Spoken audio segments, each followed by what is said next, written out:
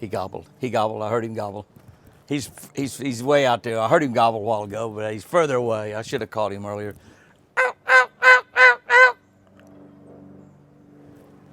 Airplane flying over. Try to get someplace out of the wind. This wind's blowing like crazy, you know, for forever it seems like. I couldn't hear him gobble for that airplane anyway. Hey guys and girls, welcome to another Sunday afternoon chat, and it is absolutely the greatest time of the year. The turkeys are gobbling. I'm telling you, the deer horns antlers are getting just a little bit bigger every year. They don't really have antlers yet, but those nubs are getting bigger every single week. And it's just an incredible time of the year. We finally are getting days like it was 87 degrees here yesterday. 87. I think it's 86 or 87 today also, it feels like. It's really, really nice. The turkeys are gobbling. Love is in the air. Everything is getting green. Ever look at it behind me? Everything's getting green. There's a lot of green leaves on the trees. See them? This time next week, they're going to be really out there good, I believe. But I'm telling you, it's changing every single day. We've had a great week this past week. I did get to go fishing one day, only one day, but I did get to go fishing. I've got Chris here to ranch with me, and that's always fantastic. I'll have her here all month. I do have some things to do. Toward the end of the month, I've got some appearances. I'll talk to you about those and tell you where they are. They're actually in West Virginia, Pennsylvania, and Kentucky is where I'll be toward the end of this month, and be at some churches. So any of y'all that are around that area, be sure and come by and visit us at those churches. But this last week, Charlie Evans, my buddy Charlie Evans, came down and fished with me one day. I think he came down and fished on Tuesday, and we just had a great day. We had a fantastic day out there. We caught 68 bass, and the amazing thing is how we caught them. Charlie used his favorite bait, a Charlie worm. Now, a Charlie worm's not made by Charlie. A Charlie worm is a Zoom trick worm, and any color will work as long as it's green pumpkin. And what Charlie does is he puts a little nail, a little hardware nail inside of that worm for a weight, and then he uses a small hook, and that's it, just that worm and that hook. And he fishes on spinning rods, and he uses a casting rod too, but he mostly throws a spinning rod with about probably 20-pound braid on it. And then he's got a fluorocarbon or fluorocarbon coated leader, or monofilament leader, tied to that, tied to his hook, 2 or 3 foot leader on there. And he caught, I think, every single fish that he caught all day long on that Charlie worm. I fished a red man spinnerbait. And I caught every single fish that I caught all day long on a red man spinnerbait. Now, we kept track of how many fish. We didn't keep track of how many each one of us individually. We just counted them as the day went on. And we caught 68. It's possible we could have caught 34 apiece. I don't know.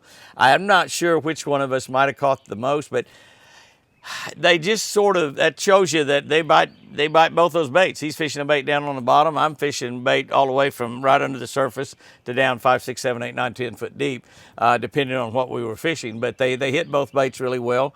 He probably caught a lot more smaller fish than I did. We both caught big fish though. We had probably a half a dozen fish over 5 pounds maybe, or over 4 pounds, maybe over 4 pounds, not 5 pounds. I think I caught the biggest, maybe a 6.5 pounder or something like that.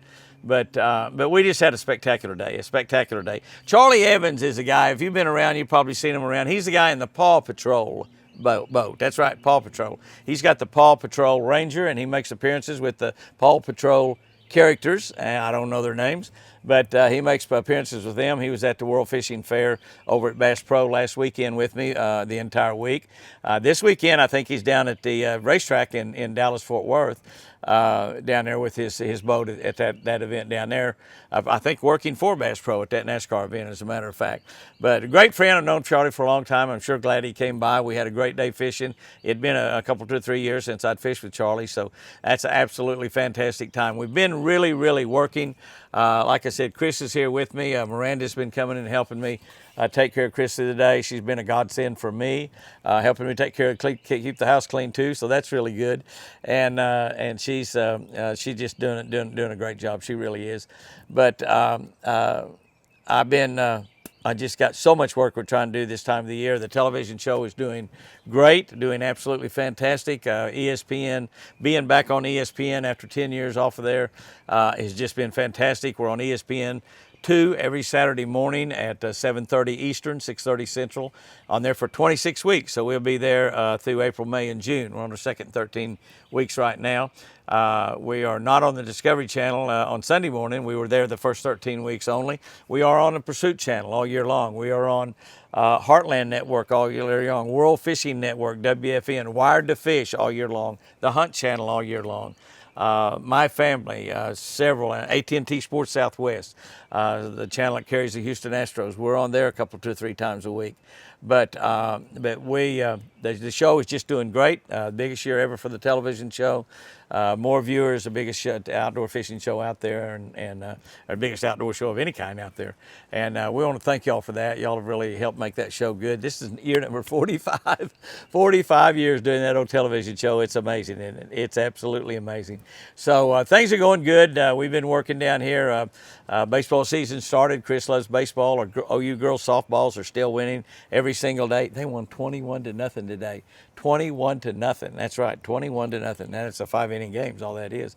So that's absolutely incredible. Hard to imagine just how good they really are. I think they've won 38 games in a row. 36 of those are here in 2022. So, but the big thing about right now is just such a perfect time of the year. And I just hadn't had time to get out and fish and hunt nearly as much as I want to. I haven't turkey hunted at all, but I try to call them around.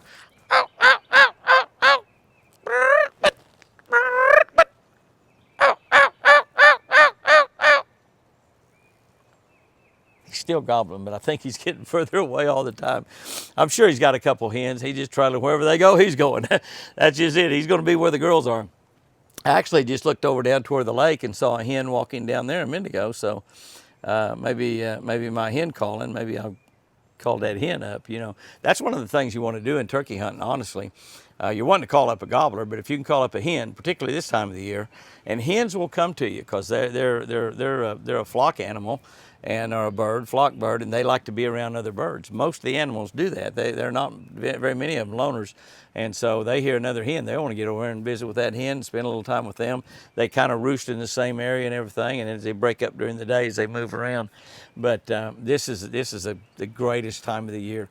We're having really, really high winds out of the north, been blowing 40, 50, 60, 70 mile an hour here in Oklahoma, and that's changed around to the south, and they're just as bad. I finally found a spot right here where I'm totally out of the wind, but now the wind's blowing out of the south that much, 35, 40 miles an hour. But the good thing is the south wind in 80-degree days, let me tell you, that is warming that water up dramatically. When I fished Monday, we found some 70-degree water. 70-degree water. So we got a little bit longer days right now with the change of time. When you get off work, you got plenty of time to go out and fish 2 or 3 hours in the evening. Might catch your personal best, might whack 10 or 12 out there in just a short period of time. It's the very best time to be out there turkey hunting. They're gobbling like crazy just about anywhere in the south right now, and beginning to gobble as we move up a little bit further north too. We got out of church today, and Chris doesn't like to load back in the truck and unload and go into a restaurant and eat after church, if at all possible. So today we pulled by the Golden Chick and got some chicken, pulled into the Walmart parking lot, and ate the chicken, and then picked up a grocery order that Sherry had called in. And I had people come by and stop and say, "We're praying for Chris. How's Chris?" And I said, "She's right here. She's right here. She's sitting here. Talk to her." And she'd say hi to him. And can I tell you, everywhere I've been all over this nation, in airports, in restaurants, the churches that we go to, the events we do, like the one we just did at Bass Pro, so many people, day in and day out, come up. "How's Chris? How's Chris? I'm praying for Chris. I'm praying for Chris." I can't thank you all enough for that. And God is answering those prayers. Keep praying, because God is answering those prayers. Chris is talking better right now than she has during this entire little bit over a year. And I'll try to do a video, talk about that, the year anniversary. We went out and had a nice Japanese hibachi dinner. Kind of turned into a little catastrophe, but I'll try to talk about that a little bit. But just haven't had time. We've been working. I've been working usually till about 3 to 4 o'clock every morning, trying to get to bed somewhere between 1 and 2, but that hadn't worked a couple of nights this week. But we just got an awful lot we're trying to get done, and just not but 24 hours in a day. What can I say? That's all they allow us. That's it, man. And you know, you go 12 hours, or you go another 12 hours, you go another 12 hours, another 12 hours, and so that's about it. But Chris is moving her leg, her right leg, her bad leg, more than ever. She can lift it up probably a foot off of the bottom when she's laying down or sitting in her chair, either one. Stephen is her physical therapist, and Stephen had her walking a couple days this week. Stephen is our pastor's son, Chopper McCartney, Stephen McCartney, and he's had her actually walking a couple days this week. I've been a little disappointed in all the rehab he's done that he hadn't had her walker. He just had her standing, but this week he finally got her balanced good enough that he had her walking. That's with a Hemi, that's with help, you know, and that's with catching her every now and then, or she'd fall. But he had her walking both days that he worked with her this week. He'll be back at her this coming week, 2 days, and so that's incredible right there. She's talking better than ever. She still says a lot of stuff I don't understand, but she says a lot of stuff I do understand too. And when we think back about 1 year ago today, she's that close to death and fighting for her life every single day. And we're praying, God, just keep her alive. Please keep her alive. Please keep her alive. And God answered those prayers, and God kept her alive, and now He is healing her. And it's been a year. We don't know how much longer it's going to take. We've actually are going to probably try some more therapy on her. It's called NAD therapy. A friend of mine, Misty Wiseman from over in Arkansas, had that therapy, and she asked us if we'd ever thought about it. And I said, I've never heard of it. I don't know what NAD therapy is. I've never heard of it. And so we talked to the clinic, and we talked to the doctors over there. And the only way I could I'm not a doctor, so I'm probably saying something out of school, but the only way I would explain NAD is it's 3 big long words that's in there. Is almost like synthetic stem cells, I guess you might say, synthetic stem cells. And they use it mostly for Parkinson's disease patients to repair damaged cells in your body and in your brain. They use it for drug addicts, drug addictions. It's got their brains been all fried because of the drugs they've used, meth and opium and all kinds of different drugs, and their brains destroyed. They're just a different person because of the drugs, and use them to repair those damaged brains. Now, there are a lot of the cells in Chris's brain that are dead. They're not damaged. There's a lot of cells that are damaged. We don't know which is which. We don't know which ones control whatever.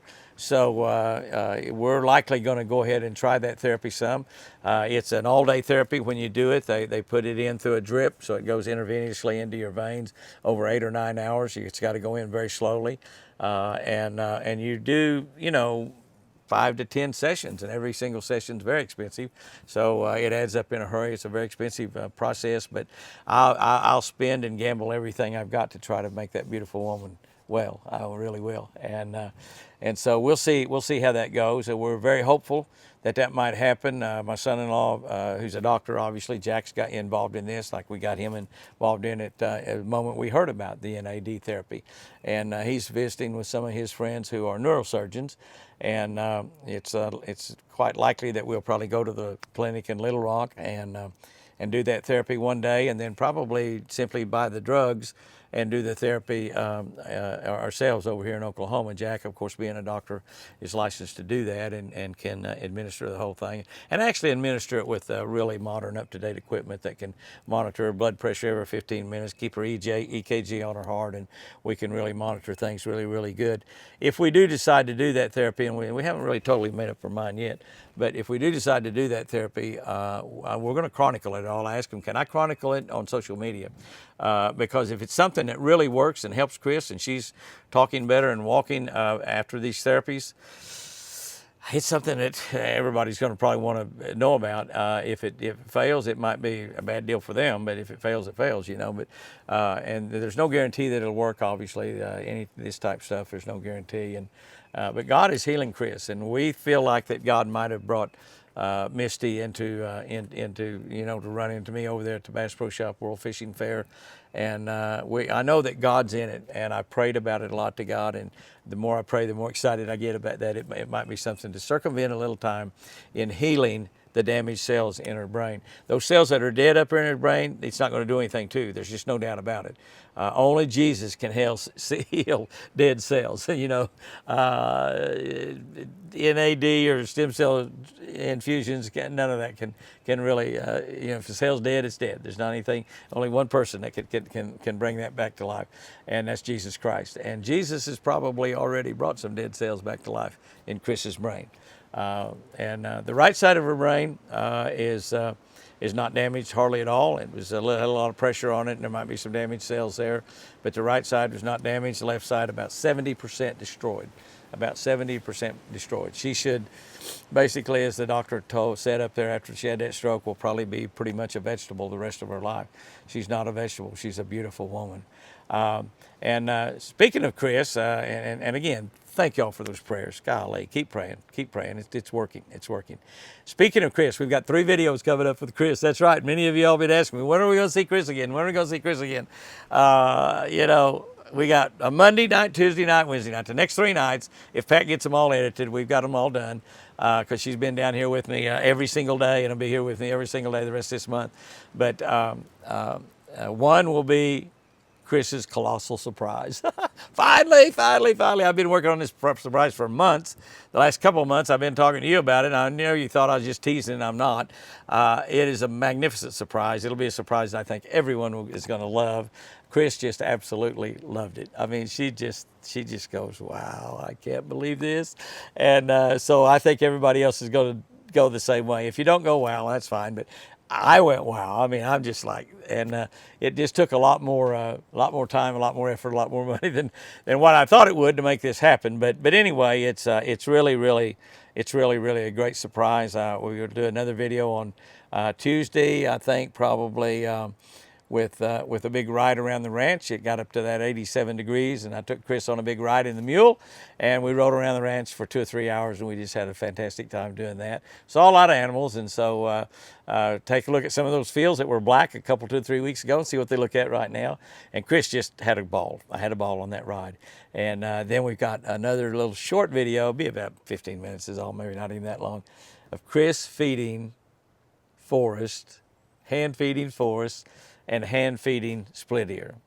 And I had just warmed my heart to see her do it. And she's going to be doing it a lot more as time goes by. So we got 3 videos with Chris coming up. Monday, Tuesday, Wednesday night. We'll still have our antlers video and regular deal video on Friday and Saturday. But so we got a great week planned as far as the videos. I've got some weeks fishing. I'm going to be fishing this week. Tomorrow, my buddy Mike Drain is going to come down and fish with me tomorrow. Mike is is a friend of mine here in Oklahoma. I actually drew him as a co-angler in an FLW tournament one time. He's a great fisherman, got a really great Ranger boat, and fishes some local tournaments around and really knows how to catch them. I'll be fishing with him on Monday. On Tuesday, I'll be taking Chris over to the doctor and getting her checkup. She had nothing wrong with her. It's just a checkup and make sure everything's going right and check all of her blood levels and all that kind of stuff. Make sure she doesn't have any infection or anything. And then Wednesday, I'll be fishing with Shane LaHue. Now, Shane is Troy LaHue's son. Troy owns Shane's Bait Company, and they make, that's right, they make the Alabama rig, Shane's Alabama rig that I use. And so we're gonna probably be trying to catch a few fish on Alabama rig. It's a little bit late for him to be really, really good, but we might catch him on some other baits also. I might get him to throw a red man spinnerbait is what I might be able to get him to do. But we're going to try to do a television show on Wednesday, and then we're also going to be shooting some videos on Thursday, various things around that we want to get done. So we got a real great week planned this week. So we're going to be here at the ranch every single day, all day long, every single day. I plan on not going out of that gate, and we plan on getting to fish a little bit as much as we possibly can.